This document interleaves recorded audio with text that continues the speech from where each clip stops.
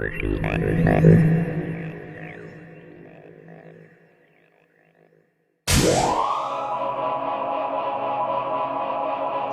started writing Food for the Archons as a book of despair after watching my father die in 2013. During his transition, I experienced a series of paranormal and psychic events that left me feeling that I had either gone completely crazy or fell into humanity's darkest secret. I spent the next 5 years conducting extensive research, and I quickly learned that what I had experienced was real. My journey brought me to an understanding that showed me that despite the terrifying reality of an unseen predator, we as humans have a forgotten power. Just knowing this brings us tremendous hope in what once seemed a dark reality. I wrote this book for me in hopes of gaining a better understanding of our reality and relationship to it. But my hope is that you will find as much value in reading it as I did in writing it. I Am Human, Food for the Archons, humanity's psychic connections, simulated realities, parallel worlds, and the manipulation of mankind. It's available on Amazon.com and at sixcentsmedia.net and wherever books are sold. I'm Dennis Nappy II, reminding you to let your intuition be your guide. Thank you. Let me tell you why you're here. You're here because you know something. What you know you can't explain, but you feel it. You felt it your entire life. That there's something wrong with the world. You don't know what it is, but it's there.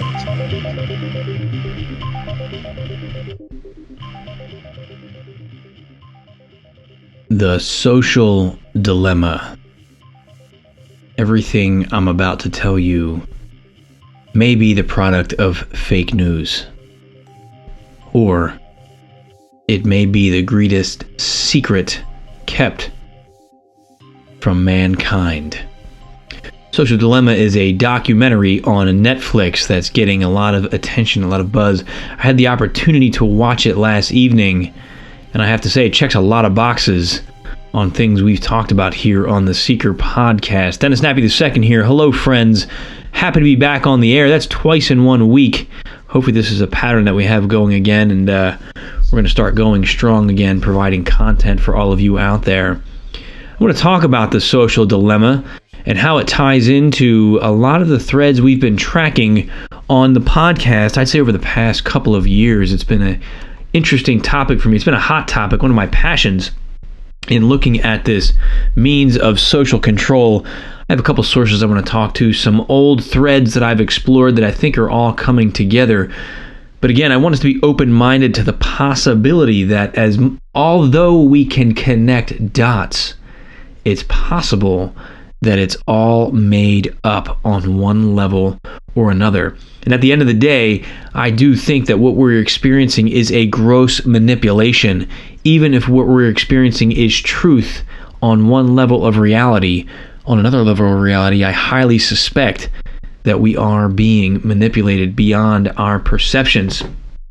I'm going to dive deep into that in a minute. But before we take our deep dive into the Matrix, because that is what we're going to be looking at this evening, is the Matrix, I want to share an article that I came across from Unknown Country just a few days ago. This article is everywhere. I just like Unknown Country's content, so I'm going to read their version of it. It's titled, "Astronomers Have Detected Potential Signs of Life in the Clouds of Venus." This came out September 19th, 2020. This is exciting news. Does this mean they have detected life? No, that's not what they're saying. They've detected the signs of life, which is something different, but it's hopeful. Let me read some of this article here. For the last few decades, NASA has been leaving few stones on the surface of Mars unturned, quite literally in some cases, in the search for extraterrestrial life within our own solar system. But now an international team of researchers has found what may be a biosignature in the atmosphere of the one planet even closer to us amongst the dense clouds that envelop Venus. Using Hawaii's James Clerk Maxwell Telescope and Chile's ALMA Telescope, researchers with the Massachusetts Institute of Technology, Cardiff University, University of Manchester, and others found the signature of phosphine emanating from the Venus's clouds. Considered to be a potential biosignature by scientists searching for extraterrestrial life, phosphine is a simple organic compound consisting of 3 hydrogen atoms branching off a single phosphorus atom. The chemical can be produced through non-biological means, but the process requires a tremendous amount of energy and pressure to force the hydrogen atoms onto the phosphorus. For instance, phosphine has been found in the atmospheres of Jupiter and Saturn, as these planets have massive planet-sized storms that can provide the conditions needed to form the compound. But smaller terrestrial planets can't produce enough heat and pressure to form phosphine. Even the punishing conditions found on Venus are insignificant to account for this process. I will have this story linked so you can read the rest of it at unknowncountry.com. It'll be linked through sixthsensemedia.net, where you can find the Seeker podcast. So what's exciting about this is in the alternative and independent circuits, there have been accounts of life being on Venus. I know that the remote viewing circle as well, there have been some well-known viewers that have targeted Venus and have reported back that Venus at one point in time was, I think it was Farsight that put out there, was almost like a vacation spot for extraterrestrial life. Is there still a base on Venus? Is there still life on Venus? Well, at this point, we don't know. But the fact that they're detecting this information, again, I think adds to the narrative that we're seeing a gradual release of the possibility of life as we're building up slowly to the announcement that there is life on other planets, not just out there in the universe, but right here in our galaxy, in our solar system, and eventually on our planet, as we're seeing with the recent disclosure events talking about UFOs out there encountering Navy pilots. It's coming, my friends, and it's coming in a major way. And with what I want to talk about this evening, I think we can make the argument, at least, if the information that we have is credible and true, that they're already here and they are influencing us already. Now, I spent a lot of time writing Food for the Archons. One of my goals with that project was not to convince you that there's an unseen, invisible parasite that is preying on your energy and feeding off of you. If you walk away with that, great. But I wanted you, at a minimum, to just walk away and realize, based on the evidence that I presented in this book, how easy it is to influence and manipulate human thought and human behavior. Yes, I'm talking about mind control. It exists as a part of nature, and I gave countless examples in the book, and it exists through scientific and technological means.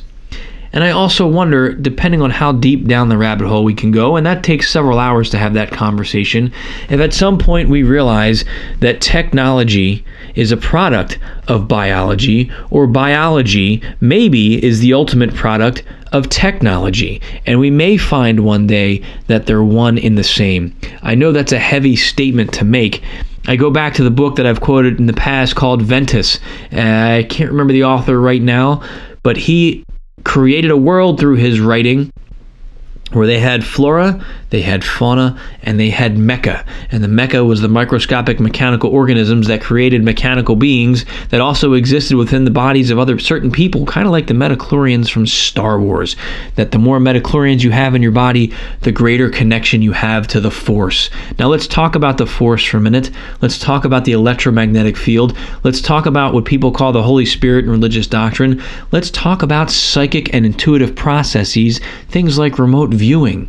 How is this possible? Are we, as I say in my book, thriving on some kind of electromagnetic, quote-unquote, natural Wi-Fi system? When you start to study the Internet of Things and what these things are and going to become, and then you look at what we have with telepathic communication, you look at Cleve Baxter's primary perception. I'm giving a lot of buzzwords here. Maybe they're one in the same. Maybe this all exists. Where am I going with all of this? We're comparing technology to biology, right? I want to talk about this documentary that's on Netflix. Now, maybe one day that it's going to come out to me. Joke's on you, haha, Dennis, because I'm going to be, full disclosure here, I have not verified the authenticity of this documentary, which means I haven't looked at the names of the people who are in the documentary, and I have not verified that they were in fact people on the ground levels for programs like Instagram, Facebook, Google, all these popular, massive, giant social media networks. I don't think, and correct me if I'm wrong, I don't think legally these people could claim and use the official names of things like Facebook, Instagram, and things of that nature and make a work of fiction in this capacity. However, I have not done my due diligence to verify that. So let me be clear about that first. With that being said, I still believe there are some incredibly valid points that were put out in this documentary. Maybe those valid points are another form of manipulation. Maybe those valid points are simply an echo chamber for people like me and you out there who have this mindset and this idea of what this reality is. Because that's ultimately what the program is talking about, is saying that social media is designed eventually to give you that feedback loop of things that you already believe in, to reinforce your own beliefs, even if your beliefs are false. All your news, all your information, all your search queries are going to come back with the slant that you want to hear to reinforce, yep, that's what I believe, that's correct. So it's possible that the things that I feel that I'm compiling right now are simply a feedback loop that I'm getting through my own search habits and metadata collected already through these search engines that are gearing my reality based on what I'm already putting out there and giving it. Does that make sense? I know I'm throwing a whole lot of information out there right now. With all of that being said, what this documentary talks about is what they're claiming the unethical, massive manipulation of human behavior, of societies, and how they are dividing societies in a way that's never been seen before. You have this artificial intelligence that is giving us this feedback loop, but you have people, powers, dare I say, entities, intelligences behind these mechanisms that are making money off of us, the consumer, our reactions, because they sell it to advertisers. We are engaging with advertisers. The advertisers are the ones bringing the money to these companies. What does that mean? According to this documentary, and I agree, we are the product. Is that so different from the point I try to make in my book that we are cattle? We are a product. We are a commodity. Now, maybe we have some kind of connection to our future reality. And maybe this is the beginning of it that we're seeing. And this AI gets so far advanced it decodes the matrix on some level where it can start to influence the past or what is the present for us from its present time. To me, this does seem like the birth of Skynet. I know I'm saying some very heavy things right now, but I'm going to run with this. I think I've given enough disclaimers and enough caveats where I think I'm covered and I'm safe. So let me just run with this for a little bit, and then you can tell me what you think about it, or you can choose to ignore me or whatever. And I don't mean that as a sign of disrespect to you, the listener. Let's think about this for a minute. We've got this AI, and we've got people that are programming this AI to manipulate the masses, to manipulate us, you, and me. Those of us who feel that we are, quote, woke, may be simply the target of a marketing campaign, of a political campaign, of a advertising campaign to drive our thoughts and behaviors to a specific function, common movement, common thought. I mean, there's some crazy stuff out there. Now, I talk about some crazy things. I prescribe to some crazy things. I believe in some crazy things. I feel, for me, that some of those crazy things have been proven, i.e., remote viewing, psychic capabilities, and powers. I've verified those things independently outside of what I'm reading on Facebook. And I think that's the key. But we need to be mindful of human psychology. If I was to tell you that purple trucks were important, I guarantee the next week or so you'd see purple trucks everywhere, because we've shifted our focus onto those things. Same thing as if you think the world is good, you're going to see good things happening all the time. If you think the world is bad, you're going to notice all the bad things happening. And you say, you see, there it is. I knew the world was bad. Look at all these bad things that have happened. So there's this complex dynamic that's going on with human perception, the human psychology, and artificial intelligence and programming and mind control and all of these crazy things. So this documentary is talking about all that stuff and how it's being used to manipulate us. Now, I have a chapter in my book talking about the Matrix and this reality, and I compiled a lot of evidence talking about that possibility as our current existence. I quoted an article in there, and with this, I'm going to summarize real quick. What this article talked about was that by this point in time, now this book was published a year and a half ago, but during this election, this article, it was a top tech guy, I can't remember who it was now, I know I wrote the book, right? But his name's escaping me, was claiming that artificial intelligence will be so advanced by this upcoming election, which we're in that season now, it will be able to craft fake news stories by the millions geared towards our own personal likes, dislikes, loves, whatever interactions we're using on social media, our search queries. It's going to know our innermost trigger points, our desires, our fears. Which articles are we most likely guaranteed to not be able to avoid clicking on? Because that's how these things are written, that's how these things are designed, and then that's how we are targeted based on our behavior. So we have to keep in mind these stories that we're seeing are being shown to us, and we're not even realizing how we're being targeted and manipulated, and it's that feedback loop that we keep getting, reinforcing certain things. Now, for those of us that are interested in the best recipes we can possibly find, and that's what we spend the majority of our time searching for, that's okay. That's win-win for us, right? We're going to get the best recipes. For those of us that like watching nothing but prank videos, that's the feedback we're going to keep getting. Silly prank videos. I went down that rabbit hole for one day, and then for the next month, everything at the top of my feed was these prank videos. So it adapts that quick sometimes.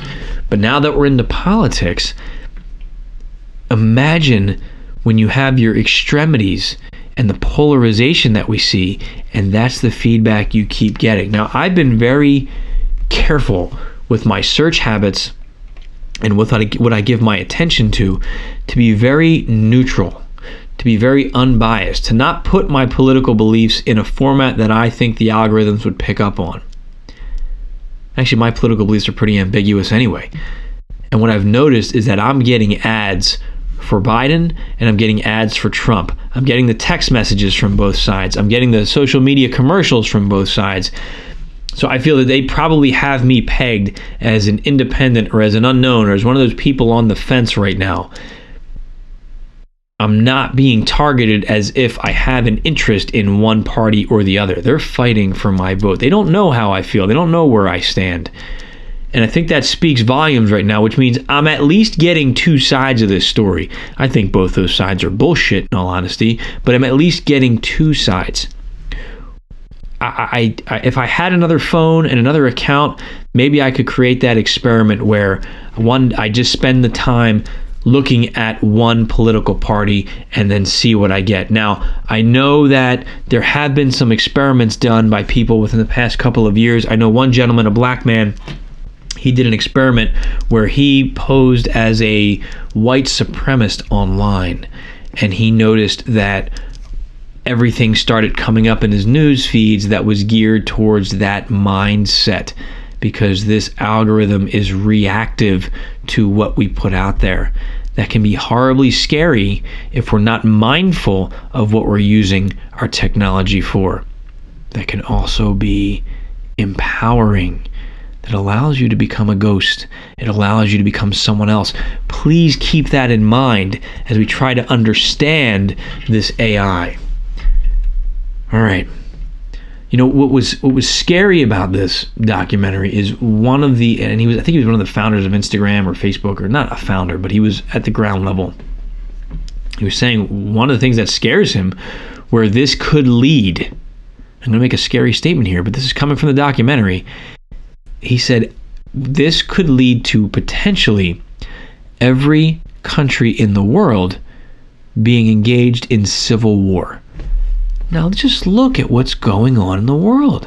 Now, we do have to ask the question, is all of this going on the scale in which it's actually happening?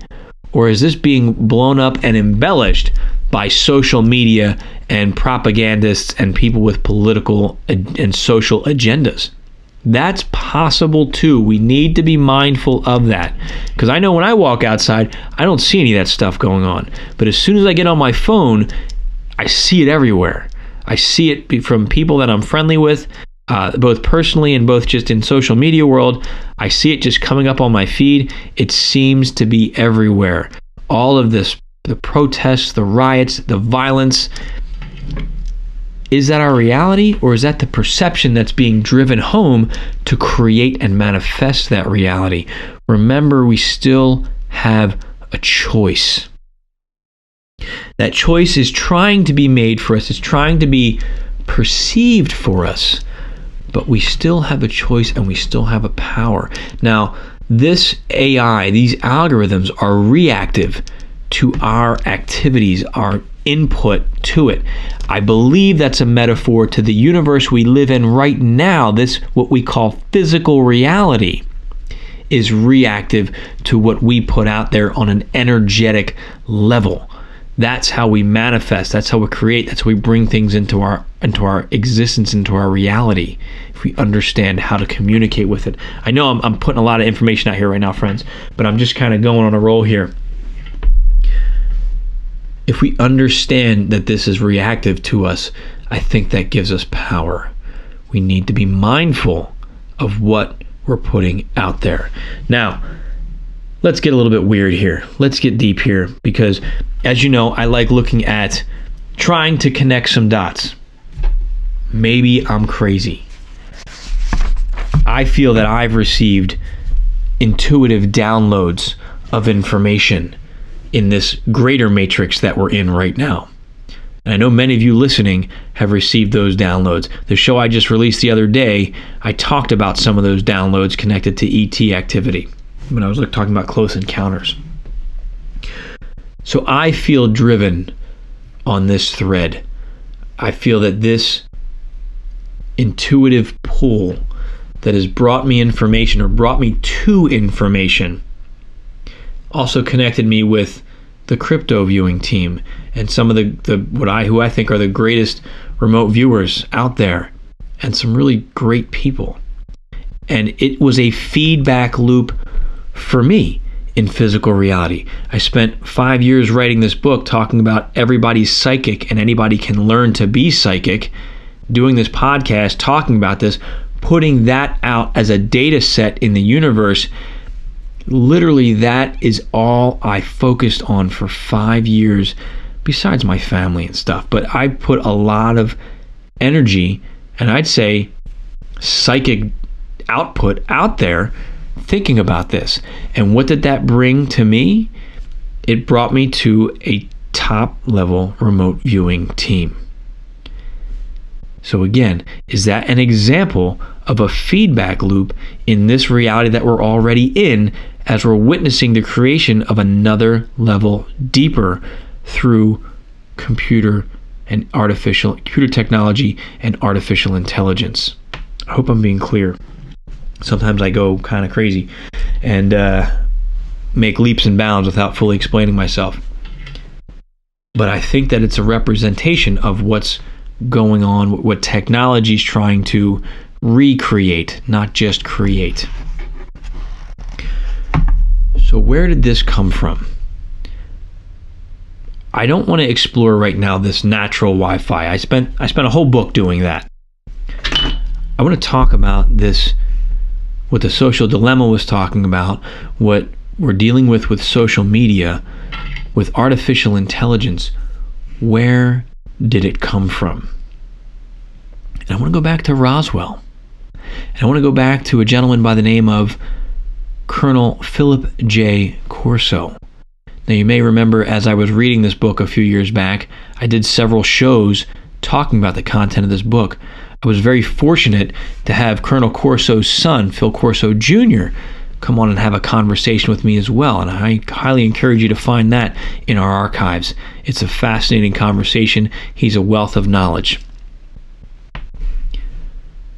Before I get into the data point I want to talk about, and some of you probably know where I'm going, I've spoken to some of the remote viewers who have been blindly tasked to look at the Roswell crash. I've interviewed Daz about his experience looking at Roswell, looking at ET stuff on the moon. Looking at just remote viewing data. Understand that's just one piece of data. It doesn't mean it's 100% accurate or 100% correct.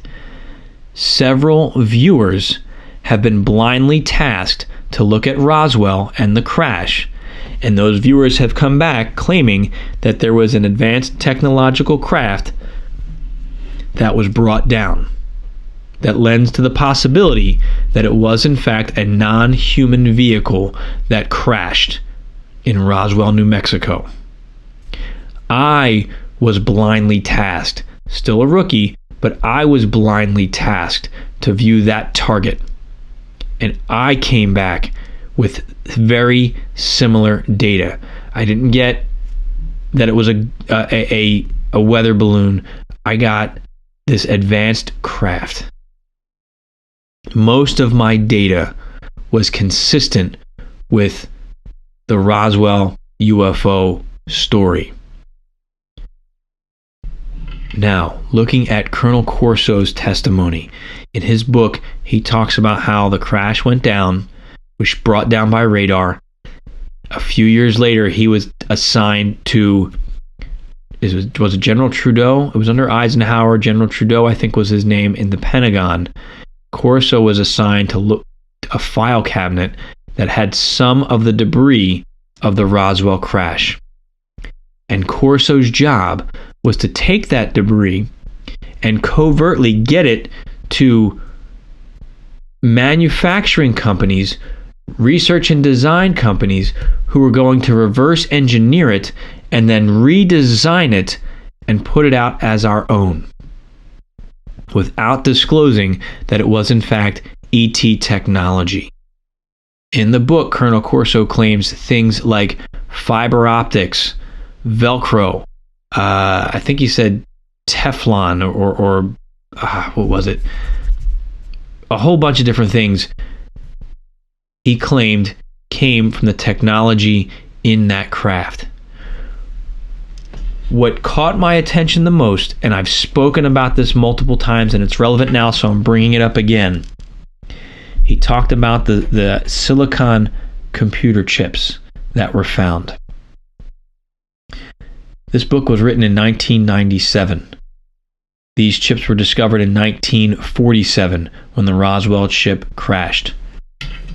And what Corso wondered was, when he was looking at the ET bodies and the beings and the data about them, he suspected that these beings, these bodies, were somehow a part of the craft, that they were part technology, maybe some kind of android or a hybrid machine semi-life form that connected technologically to this ship to pilot it. And he had more details, and because the ship didn't have bathrooms, it didn't have food storage, it didn't have complex mechanic or control mechanisms, and he believed that these beings were somehow part of the steering mechanism of that craft.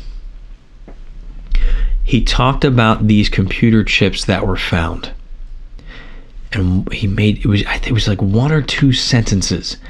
He says, I wonder if this crash happened intentionally, so these computer chips would be seated here on our planet, as almost as if a Trojan horse. That's all he said about it. And that statement, I've seen evidence of that time and time again. Now, maybe I'm looking at my own feedback loops, but those feedback loops I'm looking at are beyond Facebook and Instagram. Those feedback loops are through testimony, through other books, through technology development, through observation, through my own personal experience. It's not just Facebook giving it to me and convincing me of this conspiracy theory. And the reality is, I don't hear anybody often talking about this level of it. So I don't think what I'm talking about right now is the influence of social media. I want to be clear about that. So Corso warned or worried that these computer chips that were found may have been some kind of Trojan horse. Now, let's take a step back and we look at the archons and this higher intelligence, and we look at the Gnostic writings, and we look at what aeons are. And I think that the Gnostics were referring to an advanced artificial intelligence. Is it possible that there's something out there that we would consider nefarious from our standpoint that is just a giant AI brain, i.e. the Borg? Now, if you look at David Icke's work in the Saturn Moon Matrix and the symbolism of the cube and how that cube comes up time and time again, maybe they're onto something. Now, David Icke also talks about the archons as not being able to create. They don't have that creative spark that humanity allegedly possesses. That didn't make sense to me at first, because the example he used was if you give them a blank sheet of paper, they won't be able to do anything with it. They can only manipulate. If you're talking about an AI, the AI may not be able to create anything. We, the humans, have that creative spark, but the AI can influence us to manifest and to create.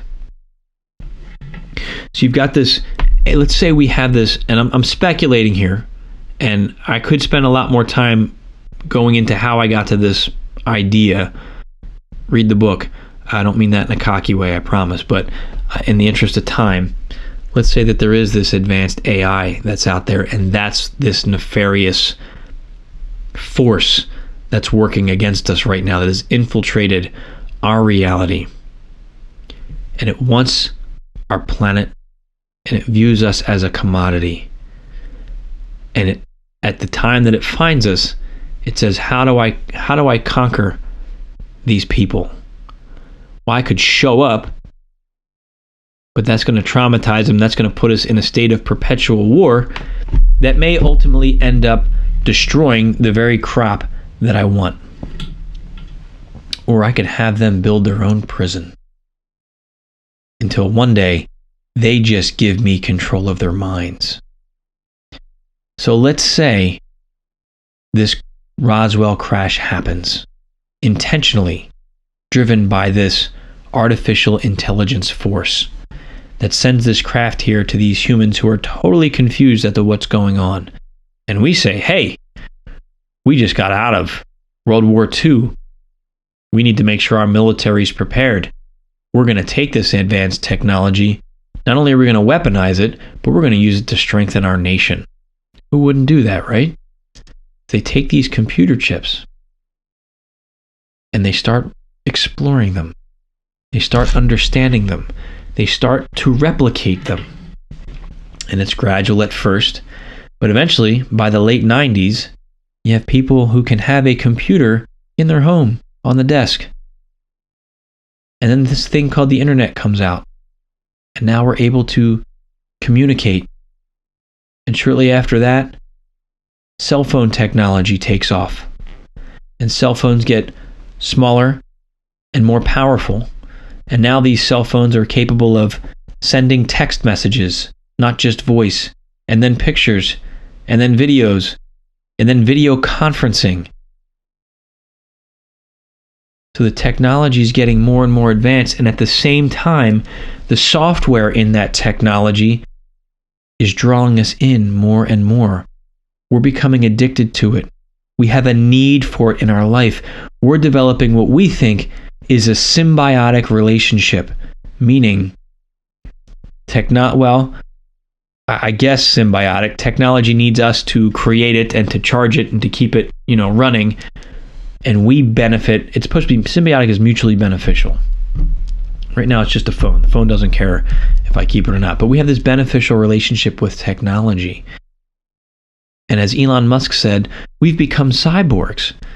If we want to know something, we grab our phone that's in our pocket, we look it up on Google. That's an extension of our mind right now. He says we're cyborgs. It's just not connected to our bodies.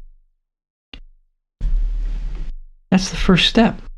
We have this addiction to it, and now you've got things as talked about in The Social Dilemma, where they design the colors, the sounds, the reactions, what they're choosing to put on your feeds to keep you sucked in, looking at it and scrolling through it. And yes, you have the human greed mechanism of the advertisers who are pushing this more and more and more to get us more hooked in, to get us more addicted, more and more and more, keep me connected to this technology. So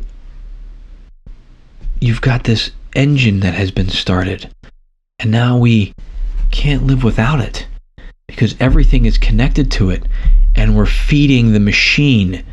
We're teaching this machine that quite possibly came from an advanced artificial intelligent alien race. I know that sounds crazy, but we're feeding the beast everything about us. Our thoughts, our desires, our fears, our strengths, our weaknesses, our military capabilities are connected to this. Everything. And now we're taking it a step further. As Elon Musk says, he's afraid that one day artificial intelligence is going to suddenly evolve and want to take us out. So he says if you can't beat him, join him. So he's now taking the next step, along with others, to include some people at Google, in creating a chip that is now an interface between your mind and this technology. So it's giving another window to this tech. And I have talked about the dangers of this for quite some time. We're opening our minds. We're literally putting this now in our minds. Are we not building the Borg here?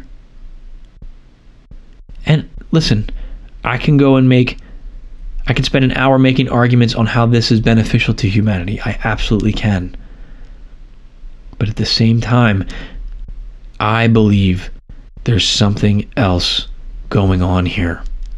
And this movie, this documentary, The Social Dilemma, I think does more than scratch the surface to it. I mean, the one guy, I think he was affiliated with Facebook, he said, how can you wake up from the Matrix when you don't know you're in the Matrix?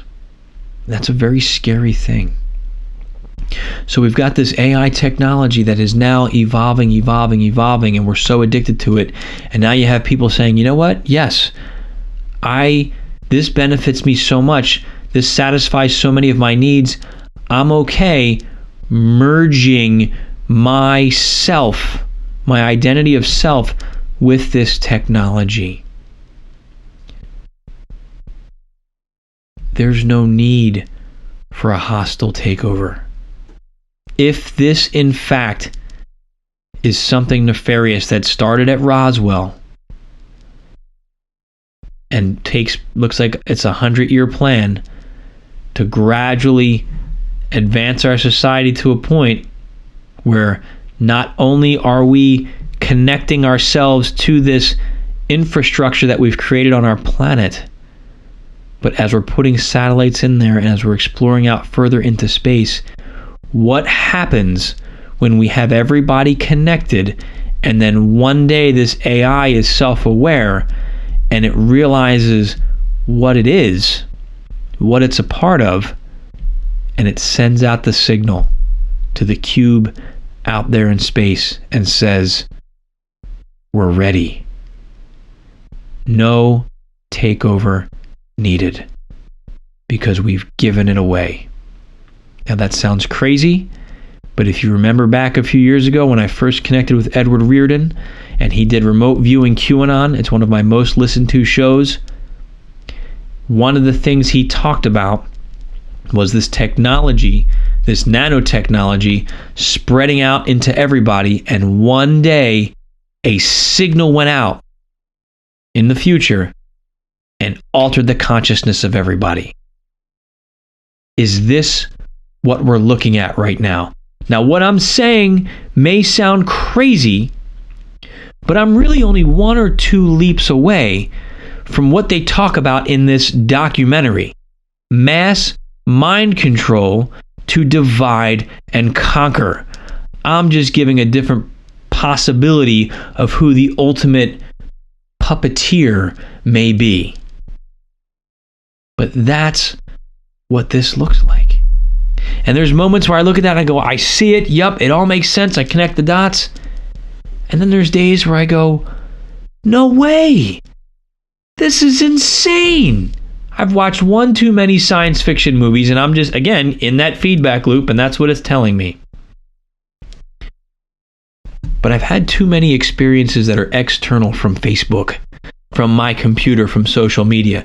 That doesn't mean I'm not being manipulated through this other Wi-Fi psychic internet that we're connected to. That's a possibility. But that still means someone or something is manipulating. I want this to be empowering, as scary as it sounds, because with knowledge comes power. You know, I feel like I watch from the sidelines right now what's going on. And I remember the last election talking about understanding your psychic processes and understanding where information is coming from and the signals that are coming to you. And as you start developing your intuition and learning what it feels like when you get an intuitive perception, you start to recognize what's coming from you and what's coming from somewhere else. And I use that as our greatest weapon. And looking at the research from Heart Math, again, solid research, talking about the Wi-Fi, the electromagnetic signal that comes out of the human heart that transmits emotional data, and everybody picks up on that, and it will change people's moods, especially in a heated, hostile crowd. That electromagnetic signal goes out to everybody, and everybody starts harmonizing as a frequency. That's basic science. It resonates on the same vibrational wavelength of that particular emotion, because an emotion is a frequency state. That's why the crowd is dangerous. The mob mentality is dangerous. It's not a mentality, it's a frequency. It's an energy, a measurable frequency and energy. And when that goes out, if you're not aware of what's coming from me and what's coming from somewhere else, you may not understand, and then you're sucked in. And next thing you know, you're doing things that you normally wouldn't do. Pay attention. I've been saying it for years. Do the work now. Develop your intuition. Let your intuition be your guide. This is the time we need it. We need to be able to stand on the sidelines. People are telling you pick a side. I choose the outside because I'm watching everyone else destroy things. I'm watching it. I'm not getting sucked in. It doesn't, and I don't mean that as an ego statement. I get very upset when I see it. I get very sad when I see it, and I feel that emotional pull, and then I go, this is manipulation. It doesn't mean that there aren't real issues. It doesn't mean that there's not real trauma and crimes and atrocities happening. watch this documentary, and you'll see that some of these violent acts are being magnified by things like social media. So, if we're mindful of these signals, if we're mindful of what we're putting out there, if we're mindful of what's coming in, we have the ability, to some extent, to deflect, to continue to think for ourselves. And sometimes that can be lonely. It's like that scene in The Matrix. If you're not one of us, you're one of them. And that's possible. When you start spitting something else out that doesn't go against somebody else's feedback loop they're used to hearing, you become a target. And they don't like it. So we need to be careful as well as we navigate this chaos. I'm about ready to close this out, but I had a download. I had a thought pop into my head. I'm going to read the whole thing. Most of it's relevant. But one of the things that stood out to me last night watching this documentary is they gave this graphic of a person, and they kept pulling out and showing rows of people and rows of people and rows of people, and it was reminiscent of that scene in The Matrix when you see all the people in the pods that are connected to the Matrix. And they said something along the lines of, what if we're all mere nodes in a greater electronic brain that are insignificant? They serve a specific purpose, to gather information or to have a certain feeling or to transfer thought or to transmit energy. Maybe we are a part of a greater brain. That's what they said in this documentary. That we are just a piece of a brain, of a computer system or a program, which I think is possible, especially when you look at the works of Professor Theodore Gates out of University of Maryland, who says he's found error-correcting code embedded in string theory when you're studying the makeup and the fabric of the universe. Let me share something I wrote, and it's raw. I haven't edited this. This is exactly how it came to me. This wasn't in a remote viewing session, but this was what I would consider a form of psychic or intuitive data. August 2nd, 2020. Thoughts are things, and we are organelles in a more complex system. There is no time, only now. Past and future are an illusion. If I am everything and everything is me, then I am exploring myself at the speed of thought to learn a lesson. Every wrongdoing is mine. Pleasure and pain, they're mine. I am them and they are me. I did it all in an instant. This is now. The micro represents the macro, for my world is a mere cell in a larger organism, with the sole purpose of processing one thought of good and evil. From this question has derived our world, but it does not exist. Not out there, but in here. Our universe is a mere thought in an instant, and I, have free rein to create complex challenges in order to learn my lesson, to send the signal to my greater, higher mind. I wrote that, and I have no way of proving it to anybody. I could have, obviously, but I wrote that on August 2nd. Today is September 24th, almost 2 months later. And I saw that documentary last night on September 23rd. And when they made that comment about us being nodes in a brain, that rang true for me. You can take it for what it's worth, if you can accept that I got that information ahead of time or not. What I'm saying is, I think we're a cog in a much greater system. Now we have the choice. What are we going to do with that possibility, with that perception, with that understanding? We can choose to look at that and say, man, that's bleak. That just sucks. Or we can choose to look at that as, wow, that opens up so much possibility. What happens if I break free from my programming? Maybe I'm supposed to break free from my programming. What potential do I have?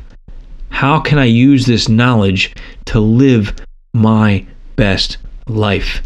How can I use the design of my understanding of the design of this system to make this system better? the end of the day, this is where we are. We have a choice.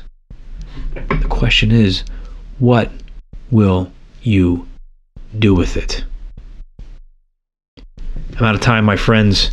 I'm thankful to be back on the air with this one. I think it's a good one. I think it's worth thinking about. I'd love to hear your thoughts and your feedback. Please reach out to me, comment. And I hate to say it, let's support the algorithm. Like, share, comment. Please, other people, if you think they need to hear this, let them. And it helps the show. And as always, I appreciate your continued support. A great way to support the show is to purchase I Am Human Food for the Archons. You can find it at sixcentsmedia.net and on amazon.com. And that's going to do it for this one, my friends. I will be back next week, hopefully. I'm working on lining up some guests as well. We'll have some more conversations as we go deep down the rabbit hole. So I'm Dennis Nappy II. This has been another episode of the Seeker Podcast, where small changes among the masses can have a massive impact around the world. I encourage you to be that change. Never stop questioning. Keep an open mind. And let your intuition be your guide. Thank you. Be water, my friend. Be water, my friend.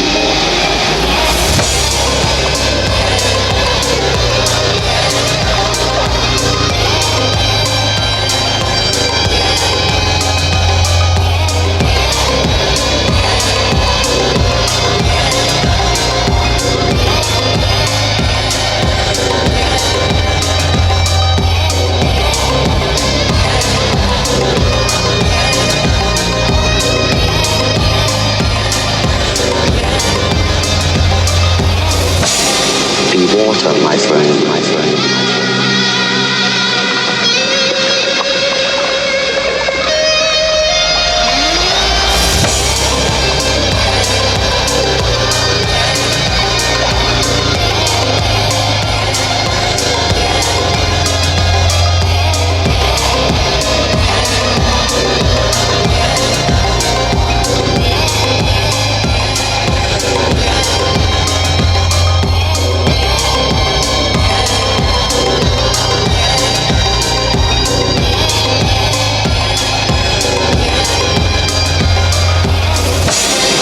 Water, my friend, my friend.